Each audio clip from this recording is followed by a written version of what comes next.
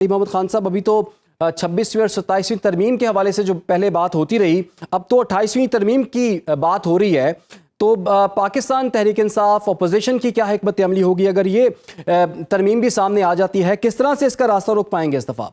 بسم اللہ الرحمن الرحیم، اللہم صلی علی محمد وعلی آل محمد۔ بہت شکریہ۔ قانون ساز اسمبلی ہو یا دستور ساز اسمبلی ہو، کام قانون سازی ہی ہے۔ کبھی بھی ہم کوئی آئین سازی یا کوئی سمپل جو لیجسلیشن ہوتی ہے قانون سازی، اس کے خلاف نہیں ہیں، لیکن ٹائمنگ سیاست میں بڑی اہم چیز ہے، اور دوسرا یہ ہے کہ جو قانون سازی کوئی کر رہا ہے اس کے پاس اس کا استحقاق ہے بھی کہ نہیں۔ آئین کا بالکل حلیہ بگاڑ دیا گیا ہے۔ آئین کی جو بنیادی ایک سٹیٹس تھا، جس میں ایک اس کی تفریق کی بنیاد ہوتی ہے، جس میں جوڈیشری آزاد ہو، اور جس میں عدلیہ جو ہے اس پہ کوئی اثر انتظامیہ کا نہ ہو، اور جس میں قانون سازی کی مکمل اجازت ہو، ایگزیکٹو جو ہے وہ ہر طرح سے جواب دہ ہو، انتظامیہ ہر طرح سے جواب دہ ہو قانون سازی کے لیے، پارلیمان کے لیے کے سامنے۔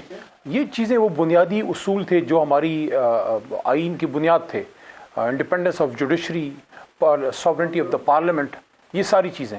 لیکن اب اگر آپ دیکھیں اس کو تو کمپرومائز کر لیا گیا ہے 26ویں 27ویں ترمیم کے ذریعے۔ جوڈیشری کی جو حالت کر دی گئی ہے بدقسمتی سے، اب تو ججز اگر کسی کو پسند نہیں ہے، حکومت اپنی سادہ اکثریت سے اس کو ٹرانسفر کر سکتی ہے۔ آپ نے بدقسمتی سے ججز کو ایک طرح سے بیوروکریسی کا ایک حصہ بدقسمتی سے بنا دیا، حالانکہ انڈیپینڈنس آف جوڈیشری کے لیے ضروری ہے کہ جج کسی بھی صورت میں ایگزیکٹو کے نیچے اتنا سا بھی اس پہ اثر نہ ہو۔ تو جب یہ ساری چیزیں انہوں نے کر دی ہیں، اور کی طرف عمران خان جیسا لیڈر اور تحریک انصاف جیسی جماعت، ابھی آپ دیکھیں کشمیر میں ہماری رجسٹریشن انہوں نے منظور نہیں کی، گلگت بلتستان میں ہم نے جس کے ساتھ الائنس کیا اس کی جماعت کی ہی ان رجسٹریشن یا انتخابی نشان اس سے لے لیا۔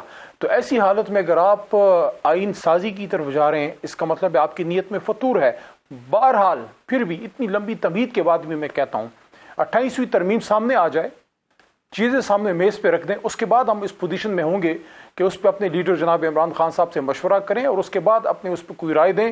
ایک بات البتہ میں کہوں گا کہ کوئی بھی آئین سازی اگر ہو، ملکی مفاد میں ہو، اس سے ہم کبھی انکار نہیں کریں گے، لیکن اس کے لیے ہمیں پہلے اپنے لیڈر عمران خان صاحب تک رسائی آپ کو ضرور دینی ہوگی۔ یعنی اگر آپ نے ہمیں قائل بھی کر لیا پارلیمنٹ میں کہ یہ آئین سازی ملک کے لیے بہتر ہے، تو اس کے لیے پھر ضروری ہے کہ آپ ہمیں ایکسس دیں جناب عمران خان صاحب تک، اس کے بعد ہی بات آگے بڑھے گی۔ تو علی محمد خان صاحب، ابھی جو تجویز جو سامنے آئی ہے رانا ثناءاللہ صاحب کی جانب سے، وہ یہ کہتے ہیں کہ کم از کم عمر جو ہے وہ 25 سال ہونی چاہیے جس نے بھی ووٹ کاسٹ کرنا ہے۔ تو آپ کو کیا لگتا ہے یہ تجویز ہے کیسی، اور کیا آپ کو لگتا ہے کہ 25 سال عمر کر دینے سے معاملات جو ہیں وہ ٹھیک ہو جائیں گے یا بہتر ہو جائیں گے؟ نہیں، یہ ان کو ہیلپ نہیں کرے گی۔ ان کو کم از کم عمر جو ہے وہ منیمم رکھنی چاہیے 70 سال۔ امکان ہے، ویسے جتنے بڑے بزرگ ہیں وہ بھی اب عمران خان کے ساتھ ہیں، لیکن امکان ہے، ہو سکتا ہے کچھ پرانے رہ گئے ہوں، تو یہ 25 سال سے کام نہیں بنے گا، اس کو کم از کم 70 سال کریں۔ مذاق بنا دیا نا پارلیمنٹ کا اور آئین سازی کا، تو پھر مکمل مذاق بنائے نا۔ سر، وہ بات تو یہ ہے کہ ابھی پاکستان تحریک انصاف یا حکومت کے درمیان مذاکرات کے حوالے سے تو کوئی معاملہ آگے نہیں بڑھ رہا، بات چیت نہ پاکستان تحریک انصاف کرنے کے لیے تیار ہے، تو اب تو حکومت نے بھی شاید آپ کو کہنا ہی چھوڑ دیا کہ تیار نہیں ہے۔ تو حکومت کا تو یہی کہنا ہے، وزیر اعظم نے تو کافی دفعہ کہا ہے کہ جی آئیں بیٹھے بات کریں، سیاسی معاملات کو حل کرتے ہیں، لیکن وہ کہتے ہیں کہ جی آپ کی بات جو ہے وہ عمران خان سے ملاقات سے شروع ہوتی ہے، ملاقات پہ ختم ہوتی ہے۔ ہو سکتا ہے اگر آپ ملاقات کے لیے آئیں تو شاید اس معاملے کو بھی مذاکرات کے ذریعے طے کیا جا سکے۔ تو آپ کو نہیں لگتا کہ اگر آپ ٹیبل پہ بیٹھیں گے تو جتنے بھی تصفیہ طلب معاملات ہیں تو آپ کے مسائل وہاں پر حل ہو سکتے ہیں؟ وہ اکثر ٹرکوں بسوں پہ پیچھے لکھا ہوتا ہے نا، کبھی آؤ نا میاں والی، یا کبھی آؤ نا ڈومیل، تو بس کبھی آؤ نا والی بات تو نہیں ہوتی نا۔ آپ بتائیں آپ نے مذاکرات کرنے ہیں تو پراپر آپ ایک میسیجنگ کریں۔ اپوزیشن لیڈر کو عمران خان نے اختیار دیا ہے۔ اچکزئی صاحب کو یہ کس مرض کی دوا ہے؟ کوئی ہماری جماعت میں لیڈرشپ کی تو کمی نہیں تھی۔ اچکزئی کو اگر عمران خان نے عہدہ دیا ہے اپوزیشن لیڈر کا، تو صرف ایک کام کے لیے دیا ہے کہ بھئی آپ بیچ کے ایک آدمی ہیں، تحریک انصاف سے نہیں ہے، اور آپ کا تعلق نون لیگ سے بھی رہا ہے، بلکہ رجیم چینج میں نون لیگ کے ہی ساتھ تھے، تو آپ کا چونکہ تعلق ایسا ہے کہ آپ بیچ میں ایک پل کا کردار ادا کر سکتے ہیں۔ تو بیسک ذمہ داری ہی اچکزئی صاحب کو اور ناصر عباس صاحب کو یہی دی ہے کہ آپ مذاکرات میں رول ادا کریں۔ تو میں نہیں سمجھتا کہ پرائم منسٹر ہاؤس سے اپوزیشن چیمبر یا اپوزیشن لیڈر کا جو ہاؤس ہے یا ان کا جو دفتر ہے وہ کوئی اتنا دور ہے. جب آپ ہر ہفتے ادھر ادھر جہاز پہ بیٹھ کے جا سکتے ہیں, تھوڑی سی تکلیف کریں, آ جائیں اپوزیشن چیمبر میں, چکدیری صاحب سے بات کر رہے ہیں. سمپل سی بات ہے. اگر مذاکرات میں حکومت سنجیدہ ہے, جو لگ نہیں رہی. سر تو رکاوٹ کہاں نظر آ رہی ہے آپ کو؟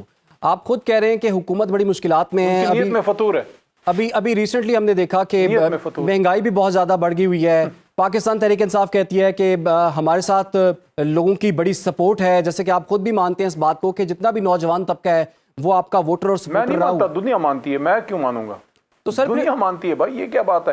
آپ مجھے ایک بات بتائیں, ابھی آپ کوئی جماعت رجسٹر کریں نا, میں آپ گارنٹی دیتا ہوں 200 سال میں آپ کی رجسٹریشن کینسل نہیں کریں گے. تحریک انصاف کو پاکستان کا جو سیاسی دل ہے لاہور میں 100 بندوں کے کنونشن کی اجازت نہیں ہے. یہ آپ کی ڈیموکریسی ہے. تحریک انصاف کو کشمیر الیکشن لڑنے کے لیے اپنی جماعت رجسٹر کرنے کی اجازت نہیں ہے. تحریک انصاف کو گلگت بلتستان میں اپنے نشان بلے سے تو چھوڑیں, ایک دوسری جماعت کے ساتھ ہم نے اتحاد کیا جس کا پولو مین تھا. پولو آپ کو پتہ ہے گلگت میں بڑی مشہور ہے. وہ آپ نے اس کو جو ہے آپ نے ان کا نشان ان سے چھین لیا. تو اتنی تو کوئی آزادی ہے. یہ اتنا کوئی آپ کو ڈر ہے عمران خان صاحب سے؟ اتنا آپ کو ڈر ہے؟ کس چیز کا خوف ہے؟ عوام سے ڈرتے ہیں. وہ نہیں کرنا تو تھوڑا سا عوام دیکھیں, یہ ملک کس کا ہے؟ یہ ملک پاکستان کے عوام کا ہے. آپ ہو گئے, میں ہو گیا, کوئی اور شخص ہو گیا, اپنے اپنے رول میں اس کے رکھوالے ہیں. میں اگر وکیل ہوں تو میرا کام جوڈیشری میں ہے. میں اگر سیاسی کارکن ہوں میرا کام پارلیمنٹ میں ہے. آپ صحافی ہیں, آپ کا کام کیمرے سے ہے. کوئی سپاہی ہے, وہ پولیس والا ہے, وہ انٹرنل سیکیورٹی کا ذمہ دار ہے. یہ فیصلہ وہ عام غریب مزدور کرے گا, وہ عام کیمرہ مین کرے گا جو کیمرے کے پیچھے کھڑے ہو کے 30,000 میں جو ہے اپنا گھر چلا رہا ہے. وہ عام فیکٹری کا ورکر کرے گا جس کے پسینے کی خوشبو سے ہمارے ان ایوانوں میں مہک جو ہے معطر ہے. وہ پسینہ جس مزدور کے بدن سے نکلتا ہے اس سے آپ کے ان ایوانوں میں جو ہے وہ چاندی ہوتی ہے, سرخی ہوتی ہے اور روشنی ہوتی ہے. ان کو یہ فیصلہ, یہ اختیار اللہ رب الجلال نے دیا ہے. آپ کیسے اس سے چھین سکتے ہیں؟ 18 سال سے 25 سال کر دو اور بند کر دو یار. بلکہ ایک شرط لگا دیں, کوئی ایسا کوئی آپ میٹر لے آئیں, 70 سال کی بھی لیمٹ نہ رکھیں, کیونکہ 70-75 سال پہنچ گئے اکثر انسان پھر آخرت کی سوچتا ہے. وہ کہے گا یار آخری عمر میں پہنچ گیا ہوں, یہ ووٹ تو صحیح بندے کو عمران خان کو ڈال دوں. یہ بھی شرط ٹھیک نہیں ہے. ان سے مشاورت کر کے آپ کی قانون سازی کریں کہ ایسی کوئی آپ ٹرک ڈالیں نا بیچ میں. کوئی گیم کے تو ویسے بھی ماہر ہیں, ایسی کوئی ماہرانہ چال چلیں کہ بس صرف وہی شخص ووٹ ڈالے جس کا ضمیر. علی محمد خان صاحب دیکھیں, ووٹ تو تب پڑے گا نا جب الیکشنز ہوں گے. الیکشنز تو اس وقت ہوں گے جب الیکشنز کا وقت آئے گا. تو نہ کریں.